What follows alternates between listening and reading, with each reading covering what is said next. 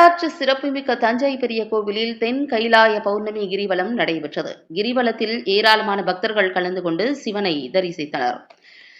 சிவனுக்கு உகந்த நாளான பௌர்ணமி நாளில் சிவபெருமானை மட்டுமே மனதில் நிறைத்து அவருடைய திருப்பெயரை உச்சரித்துக் கொண்டு பொறுமையாகவும் அமைதியாகவும் கிரிவலத்தில் நடந்து செல்வதன் மூலம் சிவபெருமானின் ஆசி நேரடியாக கிடைப்பதோடு பாவங்கள் நீங்கி சகல தோஷங்கள் விலகும் என்பது ஐதீகம்.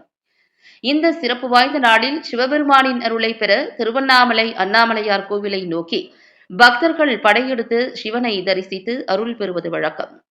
தற்போது தஞ்சை பெரிய கோவிலில் 12 ஆண்டுகளுக்கு பிறகு பௌர்ணமி கிரிவலம் கடந்த ஆண்டு செப்டம்பர் மாதம் முதல் துவங்கியது. தற்போது மாசி மாத பௌர்ணமியை முன்னிட்டு தஞ்சை பெரிய கோவிலில் தென்கைலாய பௌர்ணமி கிரிவலத்தை முன்னிட்டு விநாயக பெருமானுக்கு தீபாராதனை காண்பிக்கப்பட்டு சிவவாத்தியங்களுடன் கோலாகலமாக துவங்கியது. பௌர்ணமி கிரிவலத்தில் 10,000த்திற்கு மேற்பட்ட பக்தர்கள் கலந்து கொண்டு சிவநாமங்களை உச்சரித்து சுவாமி தரிசனம் செய்தனர். பக்தர்களுக்கு தேவையான அனைத்து வசதிகளும் கோவில் நிர்வாகம் சார்பில் ஏற்பாடு செய்யப்பட்டிருந்தது குறிப்பிடத்தக்கது.